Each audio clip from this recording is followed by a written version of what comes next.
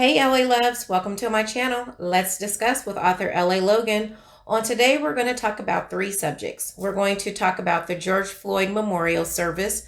We're going to talk about voting.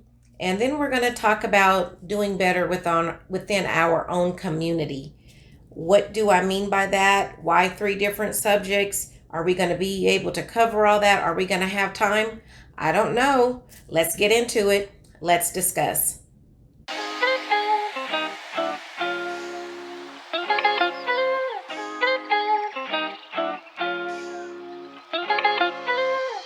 Okay, guys, let's get into it. First off, let me say this is my second time recording this video. I ran into technical difficulties the first time. I don't even want to get into it because I am beyond frustrated. I was just like, you know what? I'm just going to re-record it. I don't know what went wrong. I've never claimed to be that tech savvy person. So, hey, it is what it is. So, if I seem like well, I don't know. How would I seem other than myself? So never mind. Disregard that statement. How are you guys doing today? How has your Sunday been? I've had a great Sunday so far. I started out like I normally do on Sundays, and that is with worship. I did go to my church on today, still practicing social distancing, still had my mask, still had my hand sanitizer, still practiced 6 feet of distance. My church is still doing the exact same thing, and it was a wonderful service. I'm glad that I was able to go. I have the last 2 Sundays that I've realized that although church is not a building, church is within us. I have to say that I feel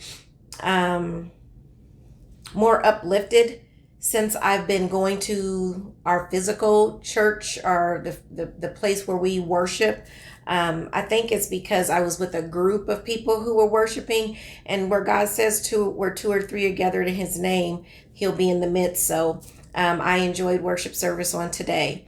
So let's get into our subject that we're going to talk about.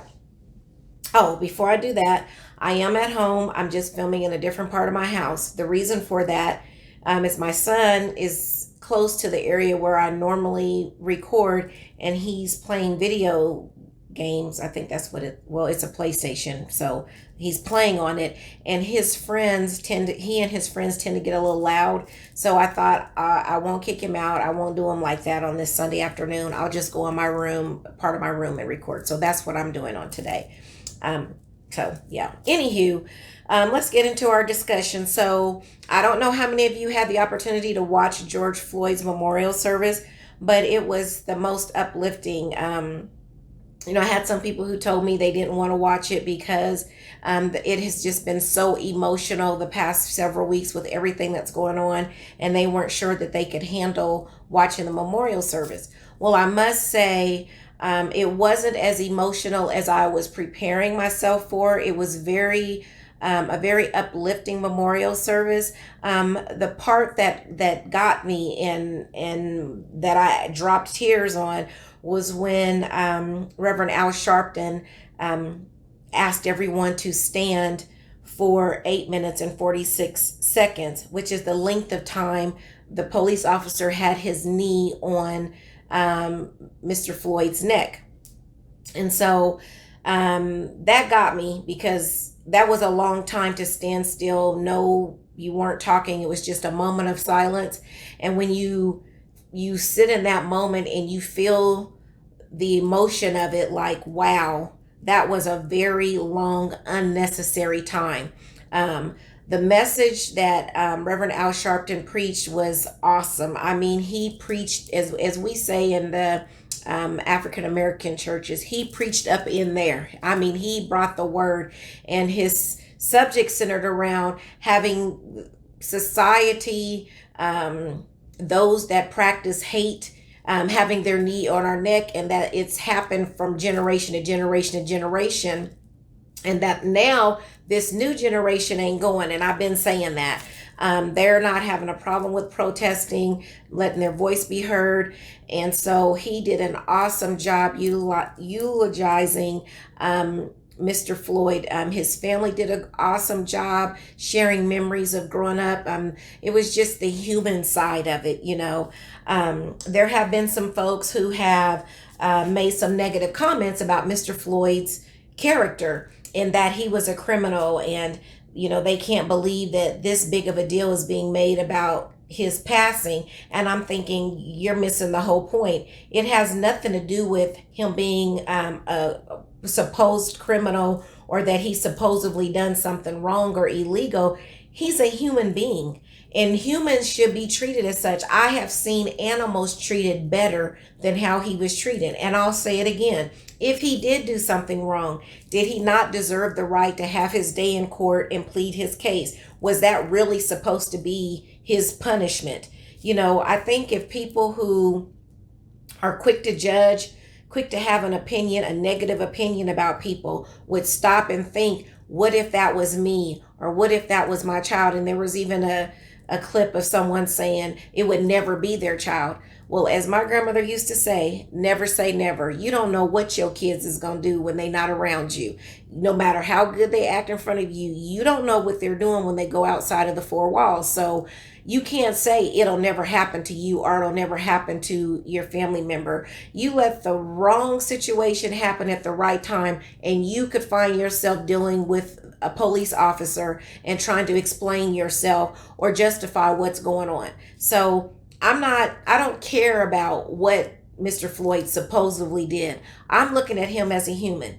And even more so, he's an African American man. And again, you've heard me say, I have an African American son, so I can't help but to have a heart cry as a mom to see him in that situation. It was just, I don't even need to go into it. We've talked about it a few times, but I will say, for those of you that are passing judgment, saying he's a criminal, he shouldn't be made a martyr, whatever, check yourself, because it could be you. If it was your family member, I don't care what race they are. If it was your family member, you would want justice served for them if you saw them treated the way Mr. Floyd was treated in public. That's all I'm saying. It doesn't matter what color he was. And don't say it would never be you or anyone in your family. You don't know. So I'm going to sit that right there. I'm going to leave that right there. I would love to hear what your thoughts are on that. That's what I think. I just think that we need to start viewing each other as humans. That situation, there was nothing human about that situation that happened to him. Period. I don't care what you think he did. He did not deserve that. So that leads me into my next thought, which has to do with voting. We have got to register to vote, and we've got to exercise our right to vote. And I don't care if you're voting Republican, Democrat, or whatever your thought is, you should be a registered voter. If you've never registered to vote before, or you've never exercised your right to vote, the time is now that you do that. You need to know when the primaries are in your state. You need to be informed. It's not enough to protest or make phone calls to congressmen. You've got to do your part. Everybody can do this.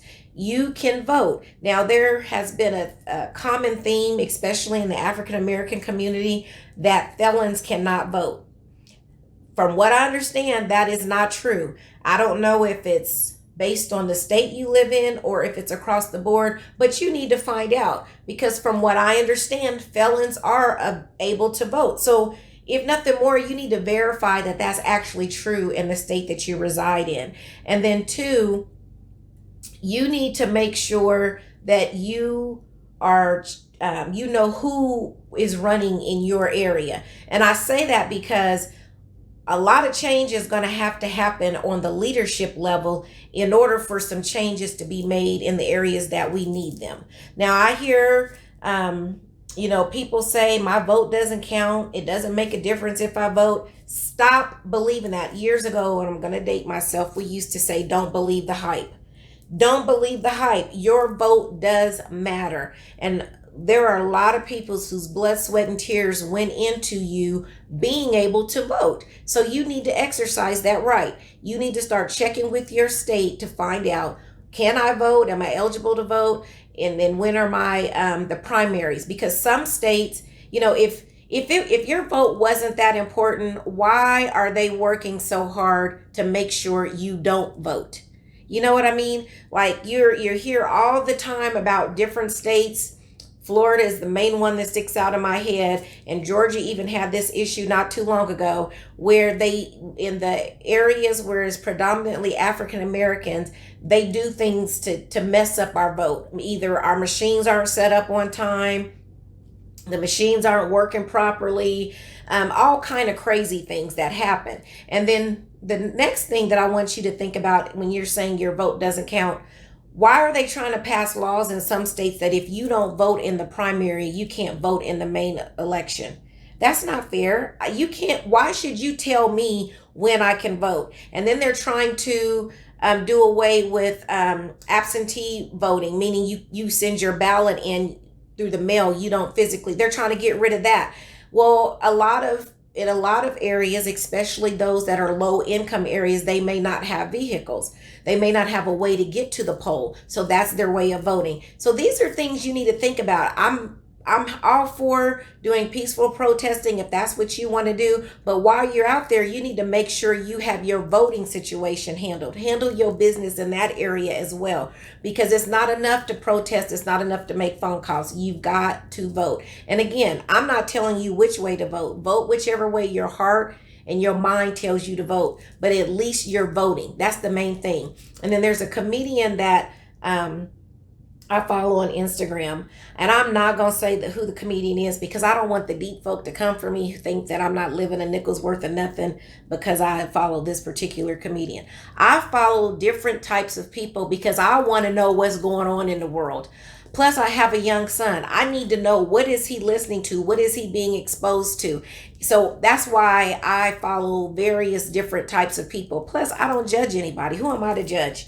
I mean, if before, now that I think about it, before social media, before camera phones, I wasn't the most perfect person. I had some situations that could have went viral that I would not be able to live down, but thank God that it wasn't during my time. So I don't judge. I don't do that. So anyway, I digress. This comedian has put a challenge out that you are to take 3 people to the poll with you, and not 3 people who would normally vote. These are 3 people who probably is not registered to vote, ain't never voted, ain't thought about voting.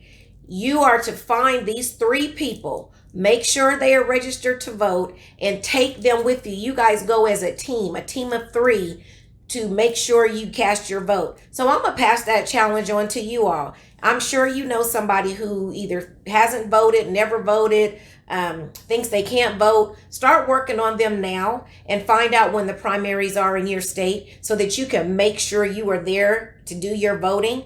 I can't stress that enough. And then, let me know what you think. Maybe you disagree with what I have to say. No problem. Leave me some comments below and let me know what you think about the subject of voting. My last thing that I want to talk about has to do with our community. So, excuse me, over the past 6 days, maybe week and a half, we've had 6 African-American males murdered, excuse me, which was a result of black on black crime. Ages were somewhere around 14 to 22.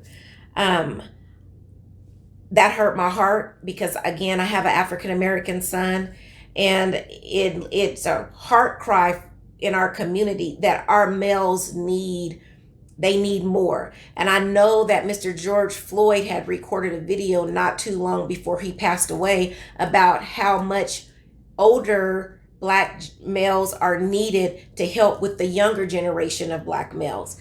And so when that happened within my community in a short span of time, got me to thinking, we're out here demanding respect from a certain group of people, but we don't respect ourselves, and our youth are lost.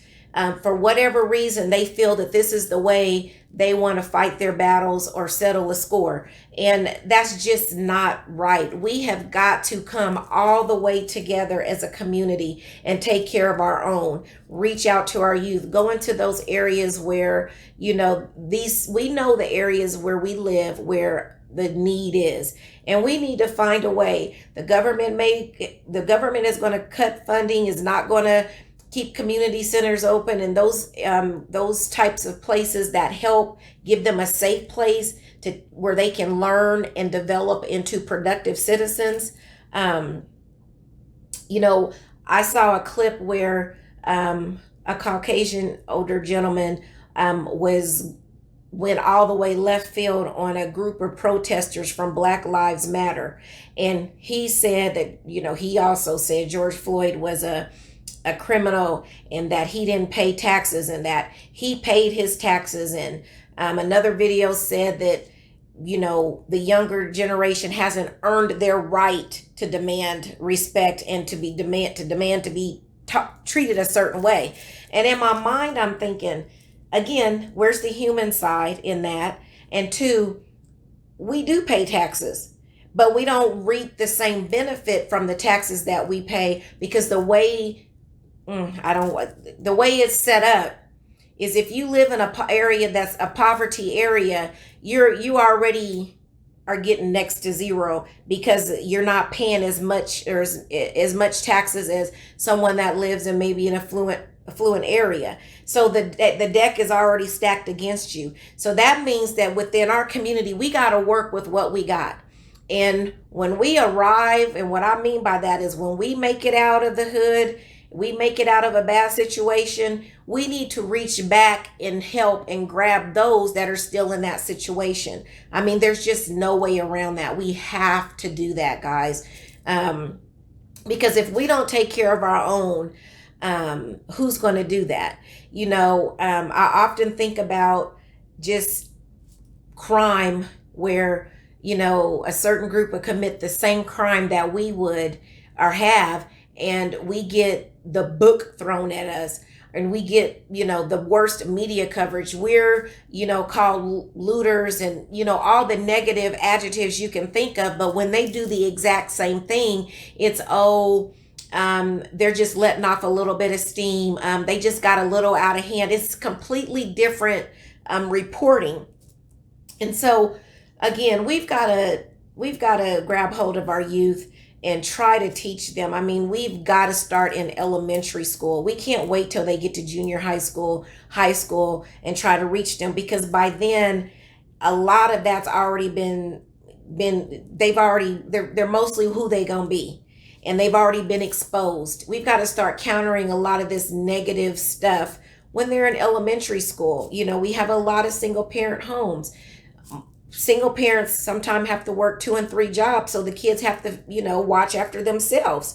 And sometimes they're not doing the right thing, but it takes a village. We need to be the ones that are there to say, hey, he can come over or she can come over and stay at my house until you get off work. Or, I'll take them, to the mall, or I'll take them to do some activity to keep them busy.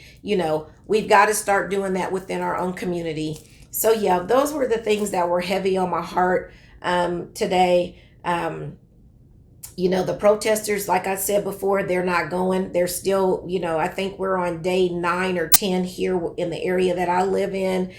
Protesting is still going on all over the country. Let's pray for those that are involved in that. We don't want anybody to be hurt, whether it's a protester or a police officer. I don't think all police officers are bad. I think a lot of it is based on how they're trained and just not being familiar with the communities they police in.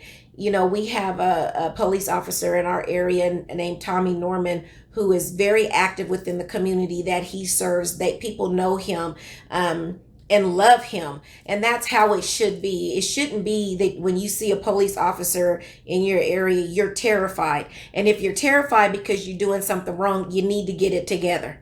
Like, seriously, there's no reason. I had a young African-American male tell me, he's probably was in his early 20s, tell me that he didn't want to go work at I don't think he has a high school diploma, what is it that you get if you don't get a diploma? A GED. I don't think he even has that, but he was able to get jobs like at fast food and the gas station, service jobs like that. Well, he just straight up told me, we were having a conversation, and he told me, look, I don't want to go there and make $10 an hour, $8 an hour, when I can be out on the street making triple that, in a day, what I'm going to make in a week. And so it was a struggle. I was trying to explain to him that it's a process. You got to start somewhere, work your way up, and you got to set goals for yourself. That's why it's so important to have goals. But it broke my heart that that's where he was.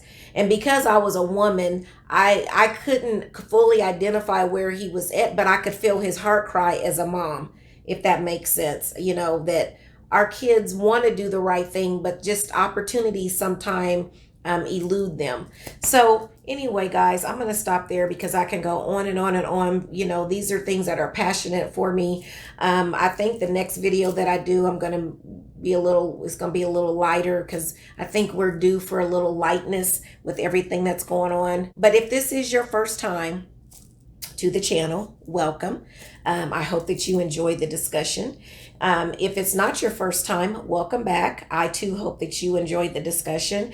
I ask that you click the like button. I ask that you subscribe to the channel, and I ask that you click the bell. The bell will let you know when content has been loaded to the channel. I'm still trying to get up to 50 subscribers. I know to you that's not a whole lot, but to me it would mean the world. And you can help me. Will you help me get to the 50 subscribers by sharing? Share the video. I think we talk about really good subjects, and they're needed subjects, and we talk about a variety of things. If there is a subject matter that you would like to discuss, leave me a comment below or shoot me an email and let me know, hey, LA, this is something that I want to talk about. This is something I would like to hear you discuss within our time together. So again, I thank you for listening. I ask that you pray one for another. I ask that you treat each other like humans and love on each other. Show love. I'm telling you, it'll make a world of difference. Prayer, showing love, and looking at your neighbor as a human and not their color. I'm telling you, it'll make a difference. So yeah, guys, that's going to be it for us on today. Before we leave, I want to leave you with this. Remember, the plans for your life have already been designed. It's just up to you to trust the planner. Have a good one, everybody.